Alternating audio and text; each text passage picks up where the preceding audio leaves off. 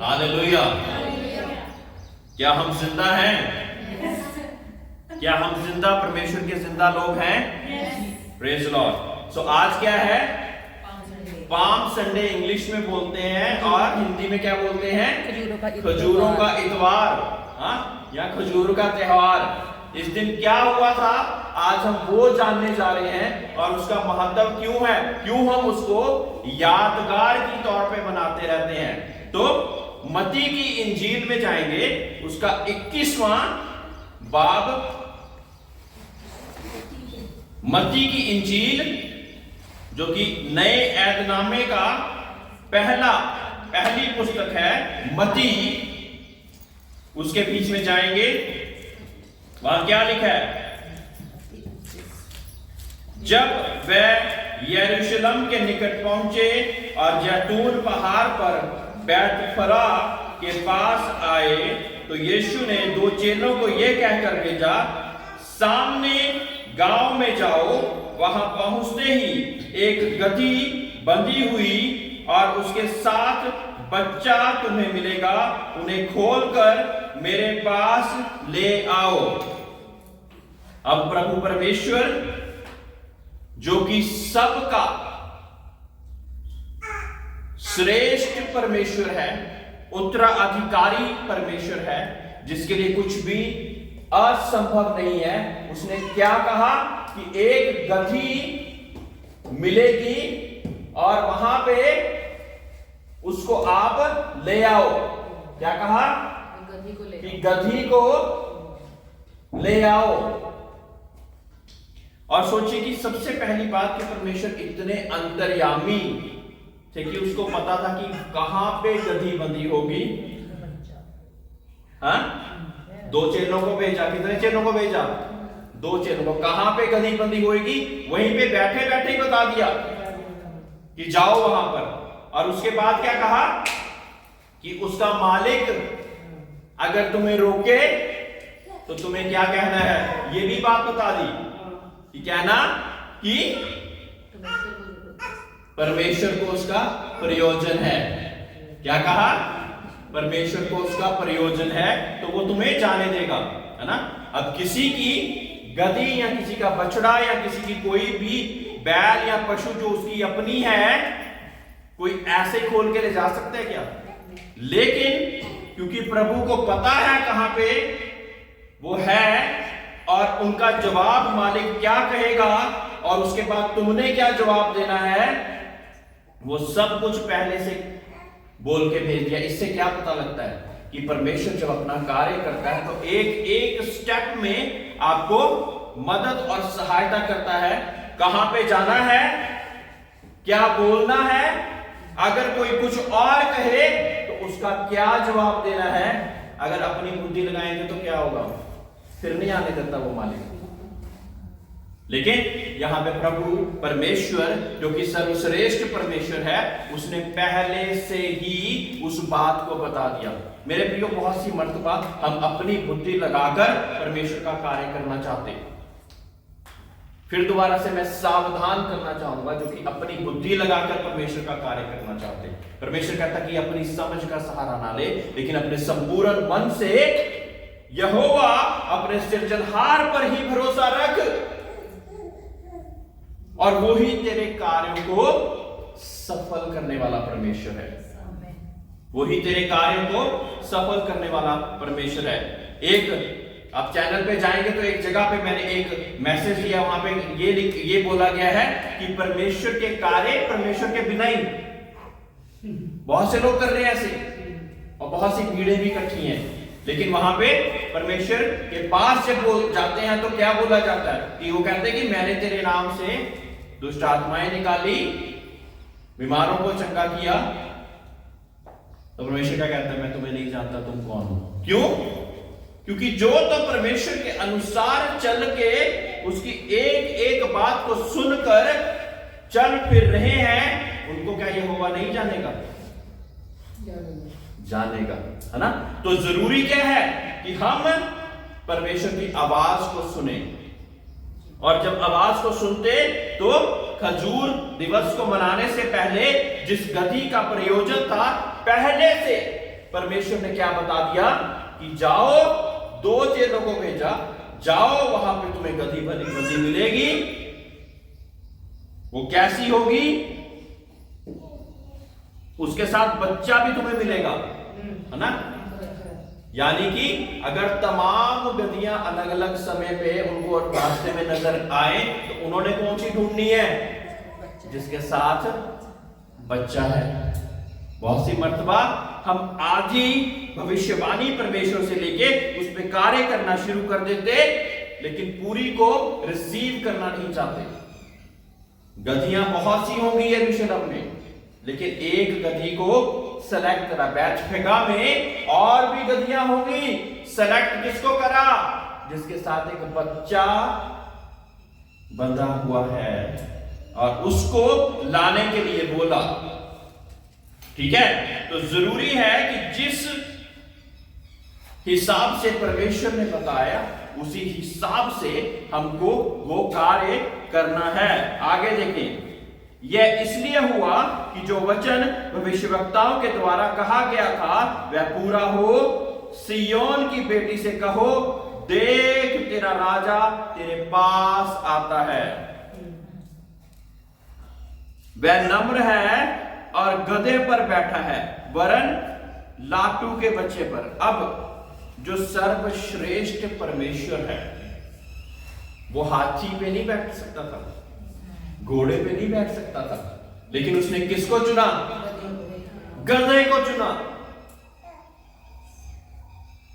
गधे को चुना, किसी और को नहीं चुना, लेकिन उसने किसको चुना? गधे को चुना, क्योंकि उसी के द्वारा उसका प्रयोजन हो सकता था, है ना, हो सकता था। अब मैं बहुत सी मर्तबा गधे को ही क्यों चुना इसके बारे में बहुत अच्छी रीति से समझाता हूं, और जब मैं अभी उसको समझाने से पहले मैं अगर किसी को बोलूं कि आप क्या गधे बनना चाहते हैं, तो कोई भी कहेगा नहीं, हम क्यों बने गधे। अब देखें कि गधे में ऐसी कौन कौन सी विशेषताएं हैं जिस वजह से परमेश्वर ने किसको चुना? गधे को चुना। अब आप लोग भी बता सकते हैं, गधे की कोई विशेषता बताइए, बताइए कोई गधे की विशेषता बताइए। मेहनती होता है गधा। शिफा मैम ने बोला गधा मेहनती होता है।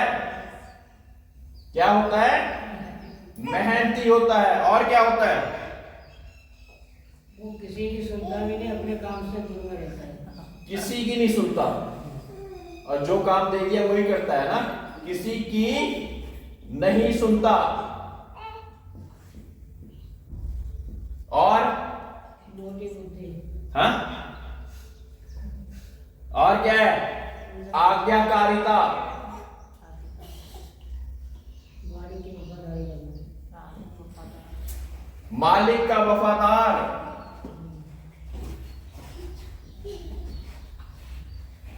गधा कौन होता है? मालिक का वफादार।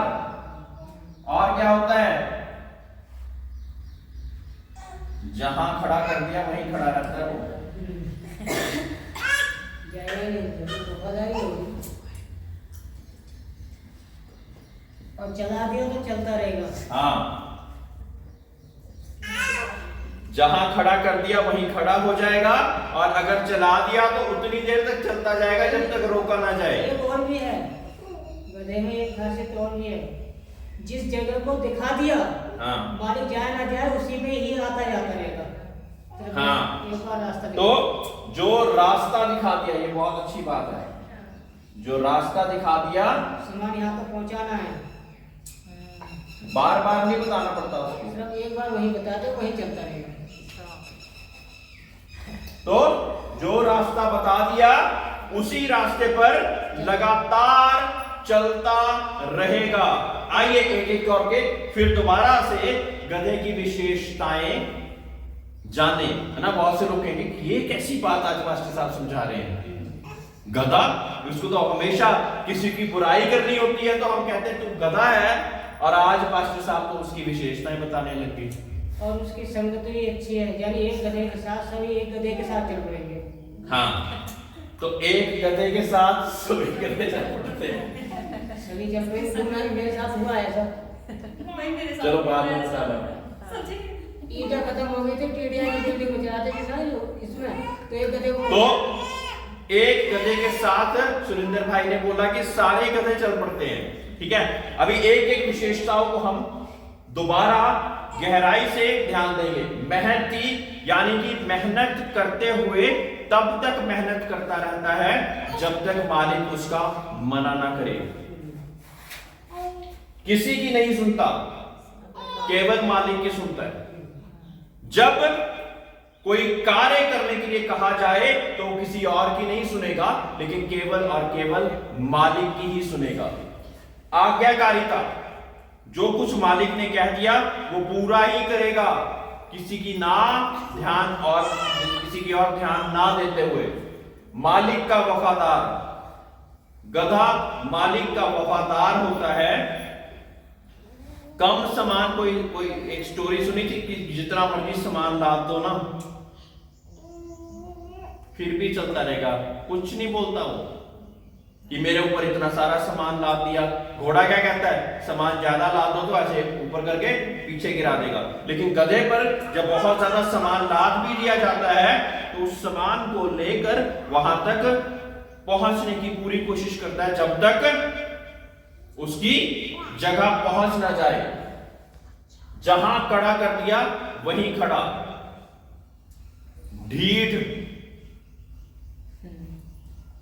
कई बार देखा कि रोड पे गधा खड़ा होता है, हॉर्न मारी जाते हैं, हिलता नहीं है। लेकिन जब मालिक आएगा और उसको हिलने के लिए बोलेगा फिर हिल जाएगा, क्योंकि मालिक को पता है उसको कैसे हिलाना है ना। जो रास्ता दिखा दिया उसी रास्ते पे लगातार चलता रहता है। और फिर एक गधे के साथ तमाम और गधे भी इकट्ठे हो जाते हैं। मेरे प्रियो, मैं आप लोगों को यह बताना चाहता कि अगर हम परमेश्वर की सेवा करना चाहते तो ऐसी बहुत सी विशेषताएं हमने होनी जरूरी है। Praise the Lord, praise the Lord. मेहनती होना जरूरी है, तभी हम परमेश्वर के द्वारा इस्तेमाल हो सकेंगे। अगर मेहनती नहीं होंगे तो कैसे इस्तेमाल होंगे? किसी और की नहीं सुननी है। कोई कुछ भी कहता रहे संसार में, किसी की नहीं सुननी है। मेरे मालिक ने, मेरे पिता परमेश्वर ने मुझे क्या बोल दिया उसके अनुसार मुझे मेहनत मुशक्कत करते रहना है। आज्ञाकारिता, जो कुछ बोल दिया वैसे के तैसे। कहां से सीखते हैं हम आज्ञाकारिता? बाइबल में से। वचन जो बोल दिए उसके इधर या उधर नहीं जाना, लगातार उसी के अनुसार चलते रहना है। मालिक का वफादार यानी कि पिता परमेश्वर का वफादार जो होगा वही इस्तेमाल किया जाएगा। अगर हम पिता परमेश्वर के वफादार नहीं तो हम इस्तेमाल किए जा सकेंगे? नहीं किया जा सकेंगे। खुदा यीशु मसीह को सबसे बड़ा नाम क्यों मिला? क्योंकि वो आज्ञाकारियों में से सबसे श्रेष्ठ निकला। जब आज्ञा मानने में सबसे श्रेष्ठ निकला तो क्या नाम मिला? वो नाम मिला जिस नाम के आगे हर एक घुटना टिकता, हर जुबान कहती कि यीशु ही प्रभु है। Praise the Lord. किस वजह से? वफादार रहने की वजह से, आज्ञाकारिता की वजह से। जो मालिक ने कह दिया, जो पिता ने कह दिया, उसके बिना, यूहन्ना में क्या लिखा है? जो कुछ मालिक करता, जो पिता परमेश्वर करता वो ही मैं करता हूं, अपने बिना से मैं कुछ नहीं करता। और यहां पे थोड़ी सी नॉलेज आती है और हम अपना दिमाग इस्तेमाल करना शुरू कर देते हैं। बहुत सा दिमाग इस्तेमाल कर करके फिर फ्रस्ट्रेट हो जाते हैं और फिर कहते हैं कि परमेश्वर हमारे साथ नहीं है। आपने खुद ही नहीं लिया परमेश्वर को साथ। ले लेते तो ऐसी जगह पे ना पहुंचते जहां पे आप आज सोच रहे हैं कि परमेश्वर ने मेरा साथ छोड़ दिया। परमेश्वर की सेवा परमेश्वर के साथ है, उसके बिना नहीं, है ना। और फिर जो रास्ता दिखा दिया उसी रास्ते पे, राह, हक और जिंदगी मैं ही हूं, किसने कहा? प्रभु यीशु मसीह ने कहा। तो वो रास्ता जब हमको दिखा दिया गया है तो हमें और अलग अलग रास्तों को देखने की जरूरत क्यों पड़ती? क्यों हम फिर भी जादू टोनों पर, देवी देवताओं पर, वृक्षों पर, सूरज पर, चंद्रमा पर भरोसा रखते आए? जो सृष्टि को पूछते हैं वो सृष्टिकर्ता को नहीं जानते, जो सृष्टिकर्ता को जानते हैं वो सृष्टि को नहीं पूछते, क्योंकि सृष्टि तो मेरे और आपके जैसी बनाई हुई एक वस्तु है। सृष्टिकर्ता इन सब से ऊपर, उसका कोई कंपैरिजन नहीं है, उसके तुल्य कोई भी नहीं, उसके तुल्य कोई भी नहीं, उसका कोई आकार नहीं, उसको कोई भी आकार में हम ढाल के नहीं कह सकते कि यही भगवान है। Praise the Lord. एक गधे के साथ जब ये सारी चीजें आ जाएगी ना, तब उस एक गधे के साथ बहुत से लोग भी और गधे भी जुड़ते जाएंगे। एक सेवक के साथ जो कि परमेश्वर के अनुसार चलता जा रहा, परमेश्वर अपने आप लोगों को उनके साथ और जोड़ता जाएगा, है ना। अब कई लोग यूपी से, कई लोग बिहार से, कई लोगों की कहां से कॉल आती है, और कई लोग सिर्फ तब कॉल करते जब उनको परेशानी होती। लेकिन हमारा काम क्या है? उनको सिखाना, बुझाना।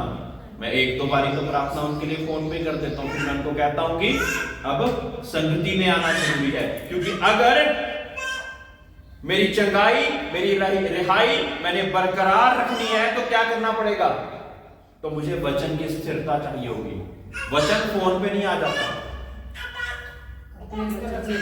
वैसे जब मैं भेजता हूं, चलो वो पहुंच रहा है आपके पास, लेकिन वचन की मजबूती कब आएगी?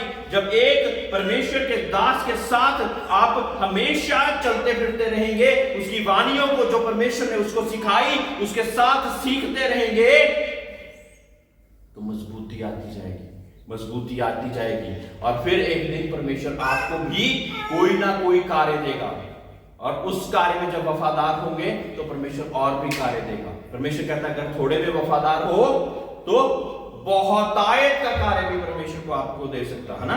अगर हम थोड़े में वफादार नहीं तो क्या होगा? तो और कार्य मिलेगा? नहीं मिलेगा। जरूरी है कि हम थोड़े कार्य में पहले वफादार होना सीखें और फिर हम परमेश्वर के योग्य ठहरकर आगे चलते जाएं। अब बताइए कौन कौन बनना चाहता है गधा परमेश्वर का? हर एक कोई बनना चाहेगा, है ना। अब हर एक कोई बनना चाहिएगा। अब देखें कि क्या हुआ। चेलों ने जाकर, छठी आयत में क्या लिखा है? चेलों ने जाकर जैसा यीशु ने उससे कहा था वैसा ही किया, और गधी और उसके बच्चे को लाकर उन पर अपने कपड़े डाले और वह उन पर बैठ गया। अब जब परमेश्वर किसी को इस्तेमाल करना चाहता तो उसके ऊपर क्या डालता है? अपने कपड़े, दूसरे कपड़े, जिससे वो जो गधा है वो गधे जैसा ना दिखे। क्या हुआ यहां पर? हाँ, कपड़े डाल दिए, अपने कपड़े डाल दिए हैं। वैसे ही किया, और गधी और बच्चे को लाकर उन पर अपने कपड़े डाले और वह उन पर बैठ गया। तब बहुत से लोगों ने अपने कपड़े मार्ग में बिछाए और अन्य लोगों ने पेड़ों से डालियां काटकर मार्ग में बिछाई। पेड़ों की डालियां ना, जैसे कि हमने आज काटकर अलग अलग जगह पे लगाई, ऐसे ही उस दिन भी हुआ। जो भीड़ आगे आगे जाती थी और पीछे पीछे चली जाती थी, पुकार पुकार कर कह रही थी, दाऊद की संतान को होशन्ना। जोर से सभी लोग बोले, दाऊद की संतान को होशन्ना। बोलो जोर से, दाऊद की संतान को, दाऊद की संतान को, दाऊद की संतान को। हाँ, जब उसने यरूशलेम में प्रवेश किया तो सारे नगर में हलचल मच गई और लोग कहने लगे, ये कौन है? हलचल मच गई उस गांव में पूरे में। जब परमेश्वर यीशु मसीह आता तो क्या होता? हलचल मच जाती, हलचल मच जाती, है ना। लोगों ने कहा ये गलील के नासरत का भविष्यवक्ता यीशु है। किसी को पता था तो उसने क्या बोला? ये गलील के नासरत का भविष्यवक्ता है। यीशु ने परमेश्वर के मंदिर में, अब यहां पर ये बता दिया। और सोचिए, एक दृश्य मैं आपके सामने लेके आ रहा हूं कि कपड़े गधे के ऊपर डाल दिए हैं, ठीक है, और उसके पैरों में भी बिछाए जा रहे हैं, और जोर जोर से होसन्ना के नारे लग रहे हैं।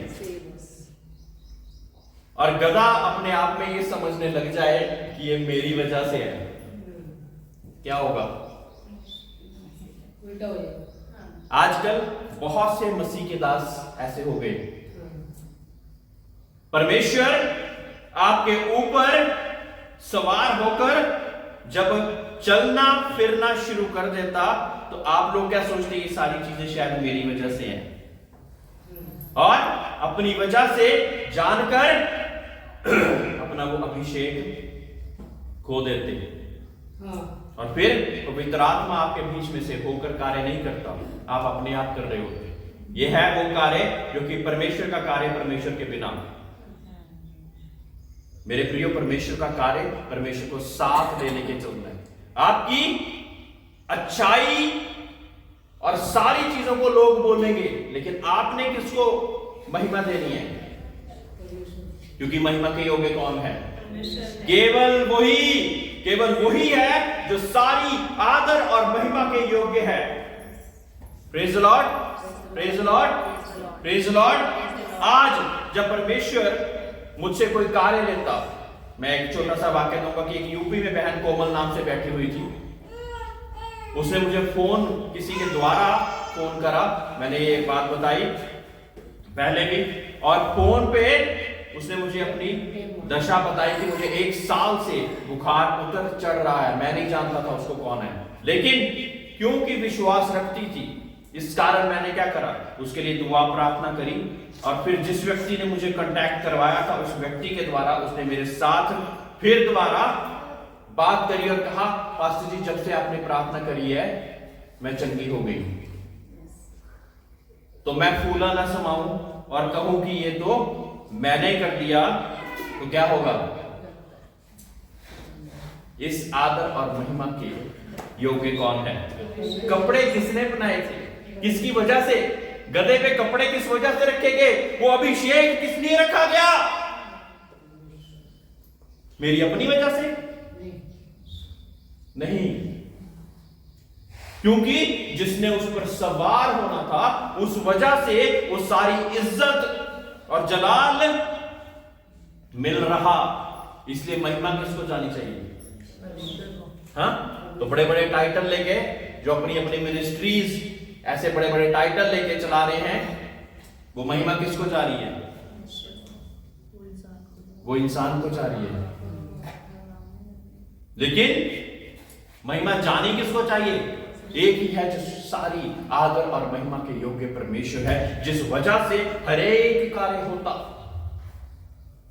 हालांकि इस बात में आगे बढ़कर आपको मैं सिखाऊंगा किसी दिन की कई बारी ये कार्य दुष्ट की वजह से भी होने शुरू हो जाते। वो दुष्ट के साथ अपना संबंध बनाकर उसी की वजह से सारी चीजें करना लग जाते, लेकिन महिमा अपने आप नाम को देते रहते। दुष्ट उसमें खुश है, लेकिन परमेश्वर नहीं। किसको खुश करना है? परमेश्वर अपने वरदान को देकर, अपने गिफ्ट को देकर कभी वापस छीनता नहीं। ये याद रखना इस बात को। तो आप उन लोगों को कैसे पहचानोगे? परमेश्वर का वचन कहता है कि तुम उनके फलों के द्वारा उनको पहचानोगे, गिफ्ट के द्वारा नहीं पहचानोगे। याद रखना मेरे प्रियो, वरदानों के द्वारा पहचाने जाएंगे कि कौन मेरा है या कौन दुष्ट का है? नहीं, फलों के द्वारा पहचाने जाएंगे, वरदानों के द्वारा नहीं पहचाने जाएंगे। याद रखना, ये बहुत गहरी टीचिंग है। किसी दिन मैं गहराई के साथ आत्मा के फल और आत्मा की वरदानों के बारे में आपको बताऊंगा। तब मैं बताऊंगा कि कैसे कैसे कैसे लोगों ने दुष्ट के साथ समझौता कर कर अपने नाम को महिमा दे देकर परमेश्वर के नाम को ऊंचा ना उठाकर परमेश्वर को उदास कर दिया। एक और चीज, गधा जब जा रहा था ना, ये लगाए जाते हैं, यार इधर उधर ना देखे। किस लिए लगाए जाते हैं? ताकि इधर उधर ना देखे, है ना। लोग चिल्ला रहे हैं, उपासना कर रहे हैं, बड़ी बड़ी चीजें वो कर रहे हैं, लेकिन वो इस सारी चीजों की सारी महिमा को देख के कहीं बौंदला ना जाए, कहीं अपने आप में ही घमंड करना ना शुरू कर दे कि क्या बात, मेरी तो बड़ी प्रशंसा हो रही है, मेरी तो बड़ी महिमा हो रही है, मैं तो सीधा चलते बहुत बड़ा प्राणी हो गया। लेकिन उसके साथ ये लगाते हैं कि सीधा चलता रहे। मेरे प्रियो, जब आपको परमेश्वर चलाना शुरू करे ना, तो इधर उधर मत देखते रहना।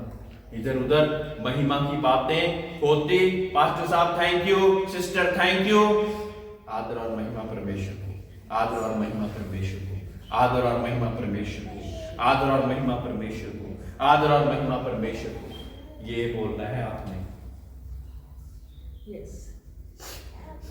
तब आप परमेश्वर के जन कहलाएंगे। अब सोचिए, यहां पर आदर और महिमा परमेश्वर यीशु की हो रही है, गधे के ऊपर वो सवार है, उसके साथ ही नेक्स्ट जगह पे वो कहां पे पहुंचे हैं? एक जगह पे पहुंच गए। यीशु ने परमेश्वर के मंदिर में जाकर, उन लोगों ने कहा, यीशु ने मंदिर में जाकर उन सब को जो मंदिर में लेन देन कर रहे थे, अब गधे पे सवार होकर यरूशलेम से गुजरकर परमेश्वर एक मंदिर में पहुंचा। वहां पे क्या हो रहा था?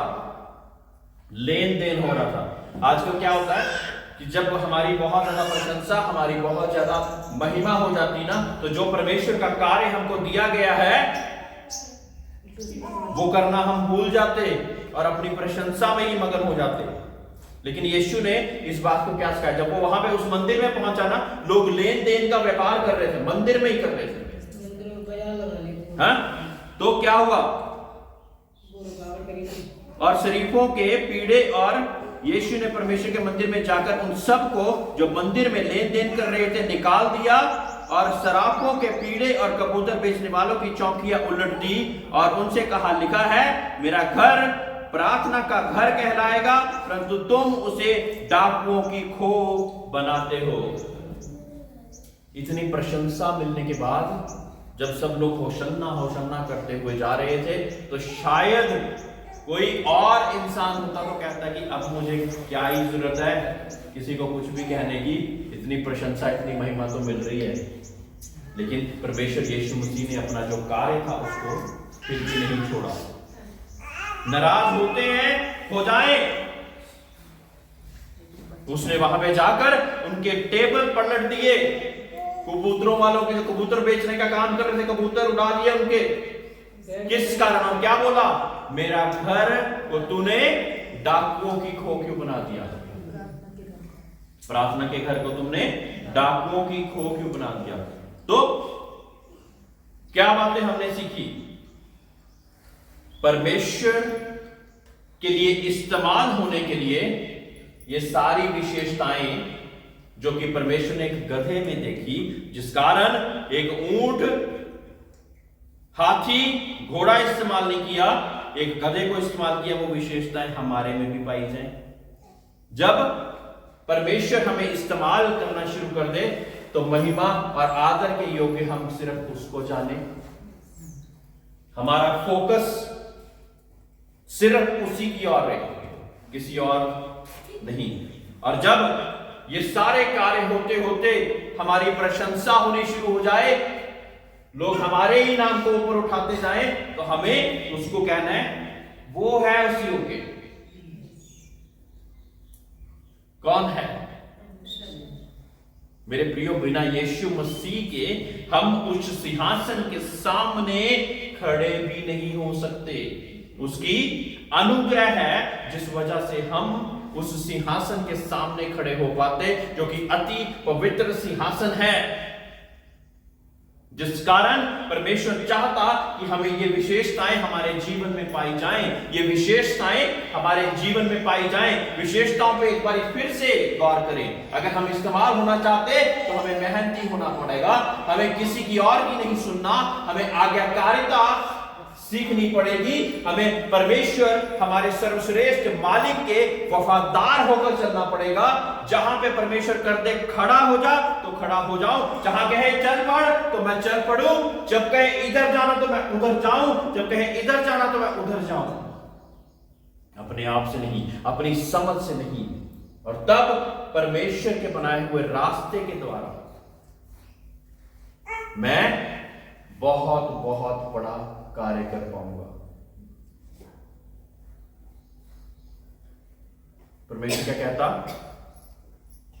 कि बहुत तेरे हैं जो कि एक चौड़े मार्ग पर चलते हैं, लेकिन सकड़े मार्ग पर चलने वाले कितने हैं? इतने ही आए आज। क्योंकि पास्टर साहब शायद कुछ कड़वे शब्दों को बोले जो कि हमारे जहन में ना उतर सके, लेकिन मैं अगर अपनी ड्यूटी नहीं करूंगा तो मेरे खड़े होने का कोई फायदा नहीं। मुझे जो परमेश्वर ने वचन दिया वो मुझे करना जरूरी है। सकड़े मार्ग पर परमेश्वर ने पहले ही कह दिया कि बहुत ज्यादा चलने वाले नहीं होंगे। मेरे प्रियो, कई बार बहुत ज्यादा दुख मुझे होता कि बहुत सारे लोगों के जीवनों में चंगाइयां, रिहाइयां और बहुत सी ऐसी बातें हुई जिन्होंने फोन में प्रार्थना कराई, ये हुआ वो हुआ, लेकिन उसके बाद वो चर्च में नजर नहीं आते। परमेश्वर उनको अकल और बुद्धि दे और वो परमेश्वर में बढ़ते जाएं। आज जिन बातों को हमने सीखा है उन बातों के द्वारा परमेश्वर आपको आशीषित करे और आप परमेश्वर में निरंतर निरंतर बढ़ते जाएं। ये सारी क्वालिटीज, ये सारी विशेषताएं हम में भी पाई जाएं अगर हम परमेश्वर के लिए इस्तेमाल होना चाहते हैं। मेरे प्रिय, परमेश्वर पहले बहुत बड़ा काम नहीं देगा। परमेश्वर पहले छोटा सा काम देके देखेगा कि ये व्यक्ति उस काम को अच्छी रीति से कर पा रहा है कि नहीं कर पा रहा, फिर आहिस्ता आहिस्ता आहिस्ता आहिस्ता आपको बढ़ाएगा। परमेश्वर अपनी रूहों के लिए बहुत ज्यादा कॉन्शियस है। बहुत ज्यादा कॉन्शियस को क्या कहते हैं? उनकी बहुत ज्यादा कदर करने वाला है कि मेरी कोई भी रूह भटक ना, कोई रूह ठोकर ना खा जाए, मेरी कोई भी रूह बर्बाद ना हो जाए। इस कारण जब वो अपने कार्य को देता तो बहुत चुनिंदा लोगों को, बहुत चुनिंदा लोगों को, जो कि जैसे सोना होता है ना उसकी तरह कड़ा कड़ा कर जब तक वो शुद्ध सोना नहीं बन जाते जी, तब तक वो गहना नहीं बनते। गहना कौन सा? जिसको यीशु इस्तेमाल कर सके। Praise the Lord, praise the Lord. आइए अपनी आंखों को बंद करें, सभी लोग खड़े हो जाएं।